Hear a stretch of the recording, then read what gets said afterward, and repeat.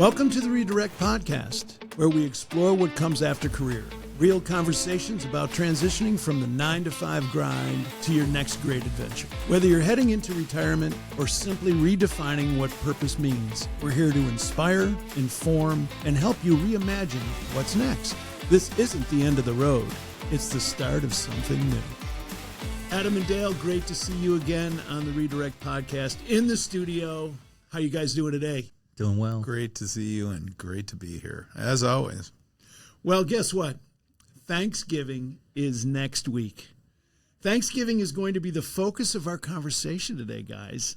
And the opening question I have for you is, what are your plans for Thanksgiving this year? You know, I was just talking to Fran about that. It always comes up about this time to say, what are we doing for Thanksgiving? We will always try to do it at our house because Fran loves to cook. She loves to be the chef, at least of the turkey. And her cooking is fantastic, so it's something I personally look forward to. But we will always do as many of the two boys, come to visit us as possible. But we also throw the invitation out to other families in town that either don't have plans, or have families somewhere else, and they're not going to be joining with them. So we try to have 2 or 3 other families over that, are looking to have plans, something we've done for years. So plans will be to extend the invite to a couple of people that we know that have families elsewhere that may not be going to spend it with them. We invite them to spend it with us. We get together at my wife's brother's house. She has 2 brothers and a sister. Her mom's still with us. They all have kids. All of those kids have kids, and they have spouses. I mean, it is a lot of people in a relatively small space, and so you just kind of get jammed in there, and it is a great time. Great food, great company, great conversation. I love that Thanksgiving feels like the semi-official kickoff to the holiday season. You're in that swing of things, and I think we've heard our pastor say that Thanksgiving is kind of the only holiday that hasn't been commercialized in some way, and I love it. I love it. It's not just the food; it really kind of brings you back and centers you on what things are important. Get you in the mode for all the holiday season, the change of the weather, everything. I love it. So you've done things locally all the time with your own family, extended family, that kind of stuff. Right? I would say that's true, yeah. How about you? We're transient. And that's something. Nomads. You're Thanksgiving nomads. We are. You know how the dynamic is that your parents, right? All the kids go to the parents' house for Christmas, Thanksgiving, and that such. But then when the parents depart, then all of a sudden it becomes smaller nuclears, where then now the son or daughter are the parents, and then their kids are going to that and feeding that. So you sort of lose that total connection of your extended family because now you're doing your own things because you're the parents. The branches become the trunk. Right. So in our situation, we're still traveling. We don't have any parents. Our parents are no longer with us, but we do make it a point to go someplace else. And we had Gay Marie Guigeni on a number of episodes ago talking about losing a spouse. And 2 years prior to John passing, we went to Lima, Ohio, where Jackie's from, and we would spend Thanksgiving with John. And I tell you, there's talk about a large Italian family and food and fresh sausage, and the Ohio State-Michigan game was always going on at that time. It was it's a great time, and there must have been, 25, 30 people in this house, and it's just filled with laughter and great, great times. And then, John passed, and we've still been getting together. That's cool. So, he's been gone now for, I think, 6 years. Mm-hmm. And that is cool. So it's a great time. It's football, it's food, and we all know some of the demographics. And what I'd love to do is just sort of share some of the fun facts of Thanksgiving, if I can, just to get ourselves in the right mindset of what next week's going to be all about. First of all, It's a national holiday for the United States, right? And it started as a celebration of the harvest as well as blessings that we had of the past year when it was first incepted. In 1621 was the first Thanksgiving. All right. It was the English colonists that we know as the Pilgrims, and then the Wampanoag people who celebrated the harvest. All right. Then in October 3rd, 1863, President Lincoln proclaimed it a national day of Thanksgiving. All right. Which is observed on the fourth Thursday of November. Okay. All the stuff we sort of know from our stories. But did you know the first football game came out in 1876, and it was Yale versus Princeton. So that's when that tradition started, which has now led to we have 3 games on in a given day, and it's chaotic. In 1920, Gimbel's department store in Philadelphia staged the first Thanksgiving Day parade, which then in 1924 evolved to Macy's sponsoring the Thanksgiving Day parade, which, by the way, is a must-see in the house. We always watch the Thanksgiving Day parade just because it's fun. I love to see the balloons, especially on a windy day. I don't know why parades make me angry. Oh, really? Yeah, I don't know why. Okay, well, maybe that's another episode. Right. I have no idea why. Adam's anger at parades. Yeah, okay. It's going to be. I know what I'm going to get you for Christmas. Ticket to the parade and a box of peanuts. It's going to be an all Adam episode. Yeah. I can sit there. Everything that you don't like. Okay. I'm good. sick that day.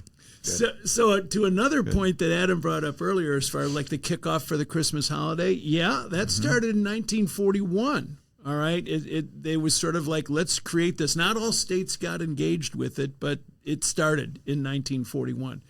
Do you realize that Americans are going to be consuming approximately 46 million turkeys and 50 million pumpkin pies? That just is huge. Wow. And then also another little caveat, which I found very fascinating. In 1953, the first TV dinners were launched as a result of an overestimated demand for turkey buy. They bought too many turkeys, and they're like, what are we going to do with all these turkeys? I got an idea. TV is starting to come about. Let's create TV dinners and use turkey. And that's where the TV dinner came about. Isn't that crazy? That's crazy. It's crazy. And then one more thing just on getting from place to place, as I sort of talked about transportation. Travel projections for 2025 is 80 million people will be moving across the country in one form or another. Whether it's across town or across the state or across country. Correct. And that's 1.7 million growth over last year, with then the automobile representing 90% of that. So there's some little facts about Thanksgiving that maybe you knew, maybe you didn't know, but just to get ourselves into that Thanksgiving week experience. Can I make a comment? Running down that list, one really hit me in between the eyes, and it's Lincoln establishing Thanksgiving as a national holiday in 1863, which was 2 years before the end of the war. So we were right in the middle of a significant conflict. Wow. And he threw this celebration of Thanksgiving right into the middle of it. Yeah. It must have been an eye-opener, I think. I don't know how to think about that. But I thought it just hit me. That's, what, I don't know, what kind of pushback might he got? Well, talk about trying to refocus the country. Right. Hey, we got differences, but let's get back to basics.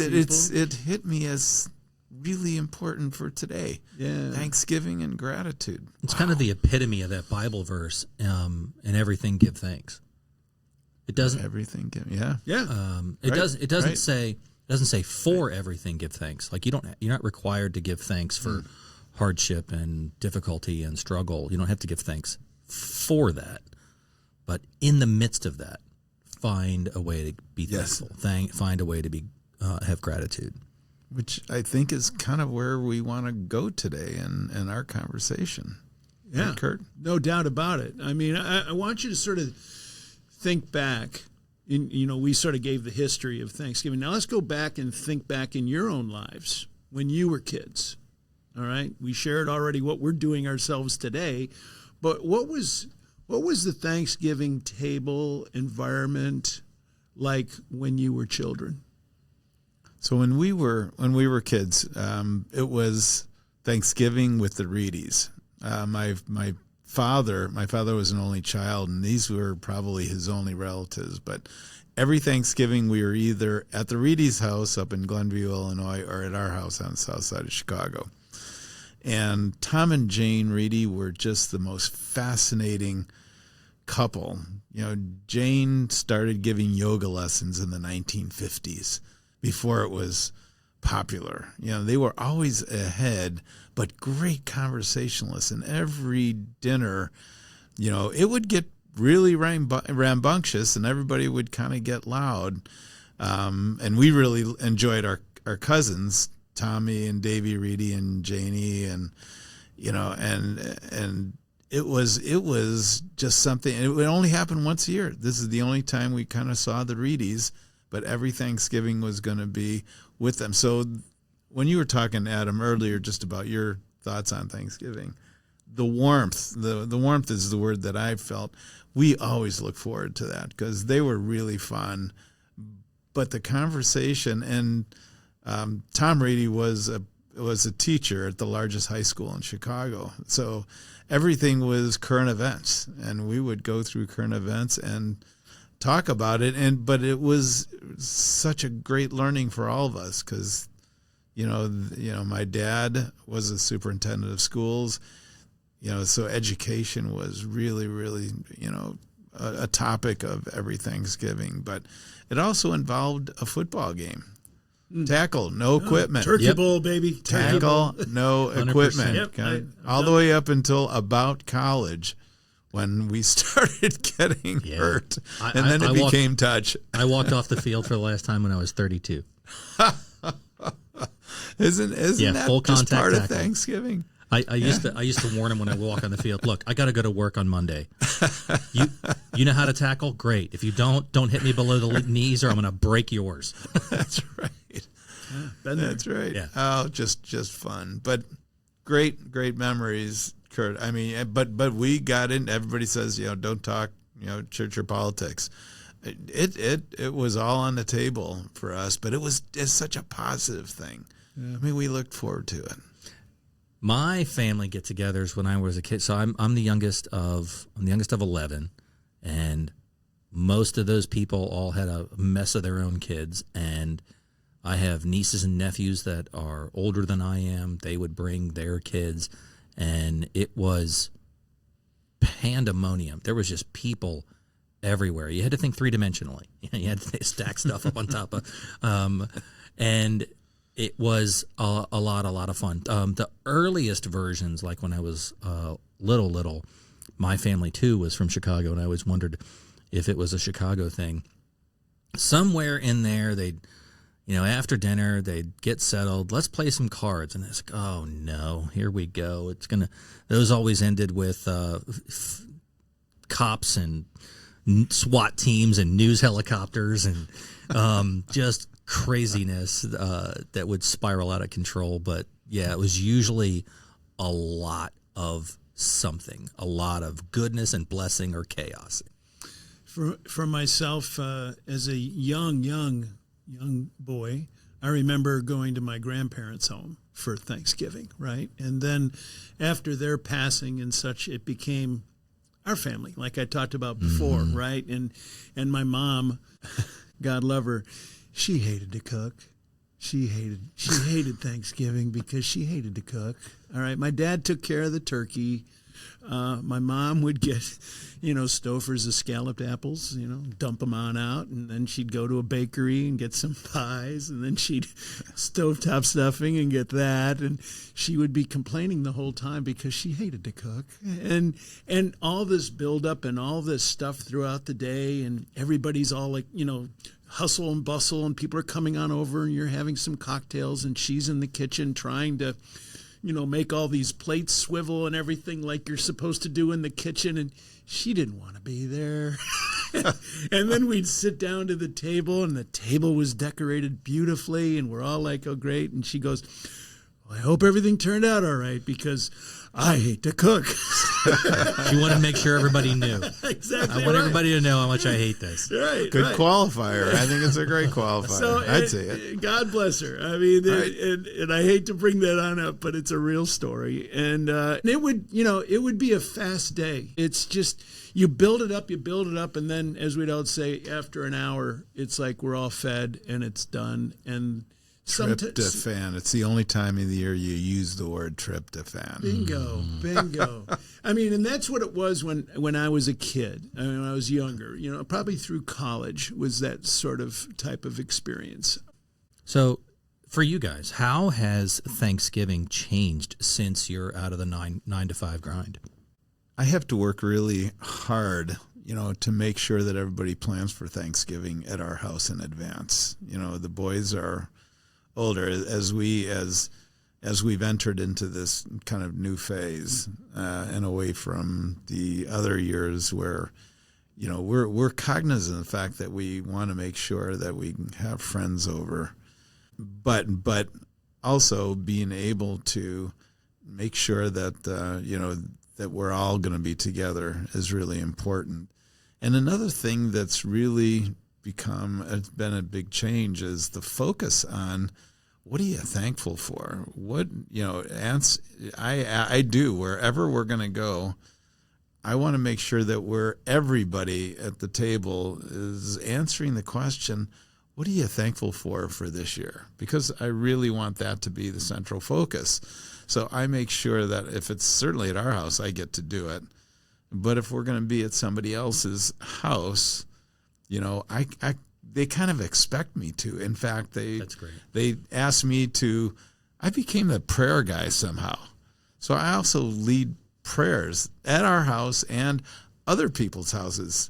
We used to go back and forth maybe 10 years ago with the Stengel family. Jim Stengel was on our podcast, but it always came up to me to lead the. I don't know why. Maybe I'm. They see me as more of the religious guy.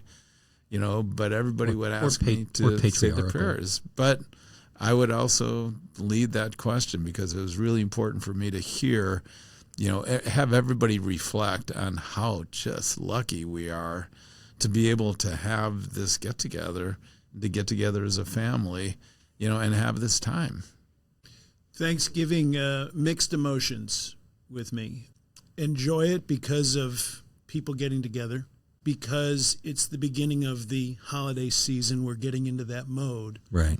But also, and it's a 4-day weekend. All right. When I was working, it was a 4-day weekend, which was great. But then all of a sudden the work thing would creep in because, Black Friday was the Christmas of the year. And so there's all this pressure of how are sales going to go, which I'm thinking about at the Thanksgiving table, which then leads to the situation of like, oh my gosh, Thanksgiving's now over. Then we have like 2 weeks in December because then people are going to be breaking away for Christmas. And our booking deadline is in January because we're on that kind of business. So we've got to sell in a season in a matter of 2 to 3 weeks while our retail partners aren't really concerned about wanting to see us because they want to make sure that their business is driving. So there was a lot of stress associated with it because of all the things that had to happen. And now that I'm out of the career thing, I'm really enjoying the Thanksgiving holiday because I don't have these distractions that took me away from being at the table and engaged with people and being thankful for the people that were there and thankful for the people that have moved on, that and what they brought to my life, to reflect on those people that are not gathered at the table that are near and dear to me. And I'm seeing those things and I'm feeling those things now. And it's a very different experience for me. I'd like to double back from and add on to what I said because I too share the fact that there was a lot of work impact, even on Thanksgiving, holiday for us, because for me, December became the month where I could really get in to see anybody anywhere because they were either in their office or on vacation for the month of December. But gearing up for that, I knew it was going to be very busy, and I had to treat that day as really precious and try to be present, but within the back of my head, I'm going to be heading into a really heavy travel period. And this year will be my first year of looking at December, as being open. Wow. Whole different lens. Yeah, lens. It's interesting now that you've mentioned the before and after the work. It's going to be different because there is no December that I know that I'm going to be doing a bunch of travel.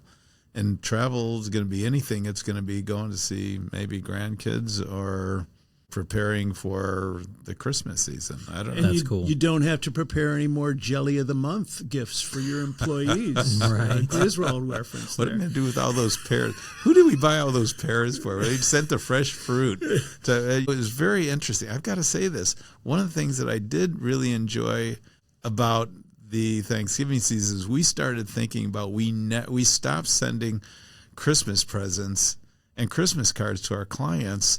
We chose Valentine's Day, and we would send Valentine's because of the whole kind of love aspect of that, and just having creatives in my differentiating company. yourself in the marketplace. We were the only ones sending. Yep. I love Valentine's Day I cards. love it. But the conversation started just after Thanksgiving. Creates a conversation. That's hilarious. Sure it does. It was fun. It was really fun. So when I was doing some research on this, other things popped up concerning Thanksgiving. And I think we can all relate to it. I mean, there's trials, there's joys, there is the thankfulness and the gratitude aspect. And I don't want to get into the anxiety and social discussions and all the stuff that happens, especially I really dislike Thanksgiving around an election year because it's just constant talk about election, and we're not there to talk about that. So I'd like to start off this next section about Thanksgiving, and let's sort of define a word that we're going to be using a lot, and that's gratitude.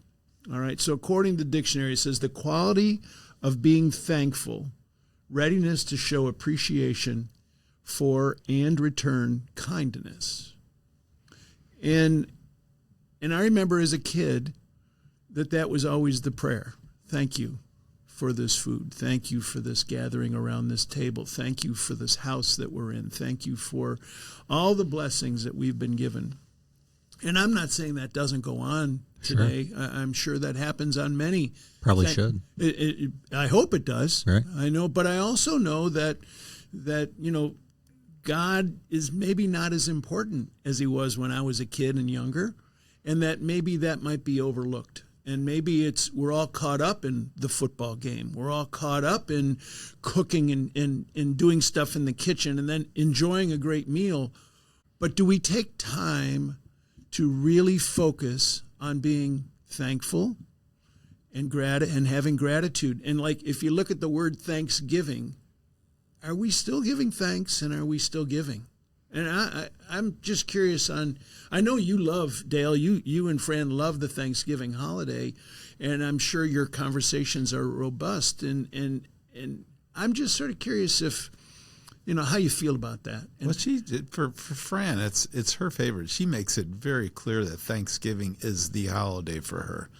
She takes a lot of focus off Christmas because she just thinks it's a she spends it all on. But the whole thing, we keep trying to change Christmas to becoming more like Thanksgiving, and for us. And Fran will say this. She says every day should be Thanksgiving. You stop and say how lucky we are to have food or the place we have. And Thanksgiving is kind of the buildup of the whole year to that. Now, I will say that she gives so much, in fact, that she ends up always wanting to be she loves cooking. She loves people enjoying her cooking. But she gets very busy and she can't enjoy all the things that I get to enjoy, and that's time with the people we're spending the day with. But it doesn't take away from the fact that we're all there to celebrate gratitude, and to express it. And for those who generally don't do it, we hope that this is an example, or please make it part of your Thanksgiving, to stop and think about how lucky we are to have this holiday. So, when you talk about angst and trials and stuff, I've never really had that experience, either childhood or all the way through. We've always tried to really do it well and do it with our family, and that's always been at the center, though, is gratitude. Time for a quick break. Hello. If you're liking what you're hearing, do us a quick favor. Hit that follow button, share it with your friends and family, drop us a quick comment, and then a 5-star review. It really helps us keep going and growing. Then head over to Instagram and follow us there too. Thanks for the help. And now let's get back to work. This idea of expressing gratitude, or practicing, really, that's the ideal, is practicing gratitude not just on that Thursday. And equally, I prepared, just trying to get ready for this a little bit. I found where they've done studies in people who practice gratitude on the regular. It starts to change your brain chemistry and structure. You engage your amygdala, you engage your hypothalamus, and it releases different chemicals, and it starts to thicken neural pathways. There's all kinds of not just positive immediate outcomes, but it changes the way you think. And if you get good at practicing it, and I think it does require practice, you have to do it consciously. You probably have to start out small so that you can start to see the ways in which you can express gratitude beyond what you have. I think it's very common for people to start off by, hey, thanks for my job, thanks for my car, thanks for my house. And while that's good, I'm not suggesting you don't do that. I am suggesting that the idea of practicing gratitude goes well beyond that. It gets deeper than that. And you start looking towards thanking God for experiences and relationships and instances in life where you can see Him at work. And I think starts first with your expression of your gratefulness to the Lord, but then, man, you become a different person when you get good at expressing gratitude to people. And I think that's really important. I do want to throw a curveball at you, Curt, that I speculate that gratitude is a precursor to contentment. So I just hit it out of the park. That's right. So yeah, I think where people have the best handle on gratitude, they tend to find themselves, an outcome of gratitude is happiness, which can be flighty, it can be temporal, it can be based on happenings, but gratitude, I think, ultimately leads to contentment. I don't disagree with that at all. I mean, the word that came out to me in that definition, which is going to be a focus of me every day, to Dale's point, is appreciation. Yeah. All right. We had a podcast with Kip Corbis and his wife, Andrea Johnson, talking about relationships. I see the Thanksgiving holiday, yes, it's thankful, it's gratitude, but you got to have the relationship. You got to build the relationship. You got to strengthen the relationship. You got to get to know one another more. We've done things recently where my sons start asking questions of Jackie and myself when we were younger and how we dealt with things. You're getting to know one another, right? You're sharing your thoughts. They're learning more about you. We even do this thing that we have, we do it in Bible studies all the time where you have the icebreaker, right? Well, I went online and I found this list of all these icebreaker questions for a dinner table conversation. And then I made the little cards and I made the little logo on the back, and then we set them on the table. And somebody picks up a card and they get to ask anybody in the room that question. And you're learning about somebody. You're having a conversation, which then leads to another conversation and another conversation. And then somebody says, well, you asked Adam that question, but Dale will say, I want to answer that question.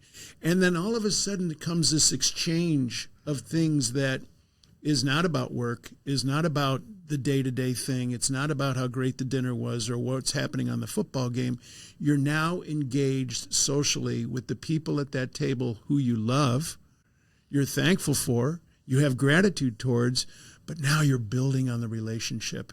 And I've said this many, many, many times, to be aware in the moment of where I am and who I'm with is so clear now, where before it wasn't. That's great.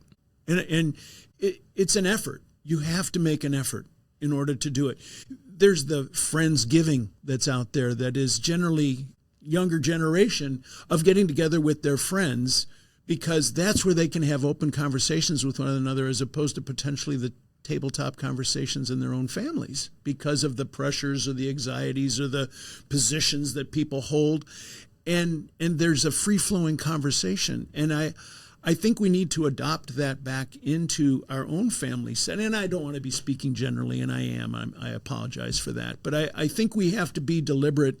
And if you're going to somebody else's house, that might be an aunt or an uncle or even your own parents, maybe you bring something in advance and say, hey, I got some questions I'd love to ask the table. What was it like when? Or how do you feel about blank? That creates to an awareness of understanding somebody in the shoes that they're wearing presently or in the past, and how they feel about it, to appreciate them for who they are.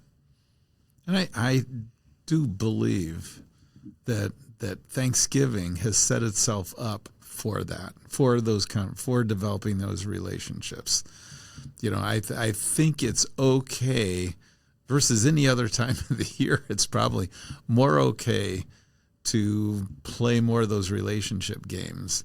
I didn't mention that after every one of our Thanksgiving dinners, we did games. We wouldn't do anything else, but everybody's just kind of sitting around entering into, you know, that tryptophan state. But that's a great time to really get people rewired and get them into playing games and some good competitive games, which is great relationship builders. But I love your idea, Curt, of having that be part of, and I think it sounds like it's before the dinner, or it's part of the dinner table. But it can be any time. Yeah. But it's a time to get real. It's a time for people to, you know, be honest, and have great conversation. Can I tell you a game that we played at a big family gathering? Sure. Knowing that, so we have near perfect divide in my immediate family, near perfect divide of boys and girls. And I went on Amazon and found a big kit of Nerf guns, little pistols. and my house is not that big. And I put like all the girls on one side and all the boys on the other side. Everybody had wristbands with full loads of darts, and we just blasted each other for like 10 minutes. It felt like 3 hours. It was great. There were people diving on the couch and shooting people, and it was so great. I recommend that. That sounds like fun. Who won? It was a draw. I know that for all those years in our childhood, we would always play charades. Always play charades. After dinner, that's when the Reedies, I was talking about, the Reedy family, we always divided it between men and women, and we played charades. That's, you mentioned that about board games and such and charades. That's one thing I'm finding that we're doing more and more now. After dinner, we'll pull out code names, buzzword, all these little fun little games that just sort of, are laughable points of how somebody sees a word and how they try to describe it, or stories that they come up like, where'd you get that from? Well, and then all of a sudden somebody that's been married together for 40 years and they say one word and the other person guesses it and you're like, how did you know that? Well, we just know each other too well. But it's good relationship stuff, right? I mean, in a really, high level, but it's about that. It's about being together and enjoying each other and getting to know each other more. But what better place than to bring up gratitude? Yeah. Which is, why this has come together. Thanksgiving, I don't think we give it as much props as it should be. Yeah. All right. Halloween comes about and instantly you're seeing stuff in the store for Christmas. Well, how come we're not talking about Thanksgiving, prepping for that? It's overlooked. All right. And then Thanksgiving comes on out, and all of a sudden we're focused on, well, what are going to be our doorbuster sales at all the retails when retail thing was going on? But It's you're going to have it's uncommercialized. But then you're going to have, online Monday and Tuesday where you get benefits. And now we're focusing on Christmas. And then Christmas comes and it's that competitive thing. It's that money thing. It's that I got to have a good thing underneath the tree and I got to make sure everybody's happy. It's a flamethrower of obligation and emotion and busyness and chaos. And totally and I'm talking Christmas, totally off the focus of what it should be. That's right. In the celebration of the birth of our Lord and Savior. While Thanksgiving is giving thanks and praise for what our Lord and Savior and God has done and continues to do for us. I have to say there was a short period of my life when I was working at Procter & Gamble and I was on the food brands. And every fall we would do the fall baking bonanza, which would be coupons. We'd combine Crisco and Duncan Hines, and it was a big deal. So sure. you would understand this, Curt. I remember us finding this insight that selling Crisco was what Grandma used to make great pie crusts. And instead of selling Crisco as 100% pure hydrogenated oil, whatever it was, it became how we sold Grandma's love. And we completely shifted the focus to this benefit of using Crisco to make the best pie crust you could possibly make. But it was all about, this was Grandma's chance to show how connection. she loved her family. And amazing results. Yeah. It was amazing. But that was Thanksgiving, and that was big focus for us in our little segment of the world, selling food brands, but that insight of using love, and in this case Grandma's love was powerful. So as we're talking about this the Friday before Thanksgiving, as this episode is out, and we're anticipating Thanksgiving coming on up, and maybe some of the things that we've talked about here might inspire some people to do some things differently than what they've done in the past. How can we make Thanksgiving last every day? Why don't we make Thanksgiving last every day?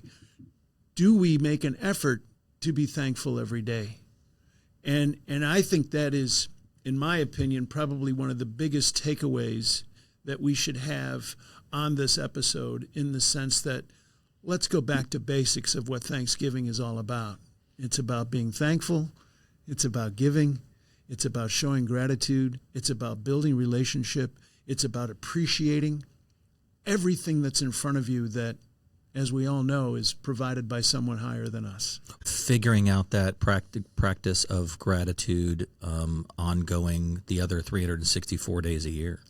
And I think I do appreciate the fact that, we go to a church that has an app, and one of the 3 ways you go every morning, in addition to doing scripture and prayers, is gratitude. So good.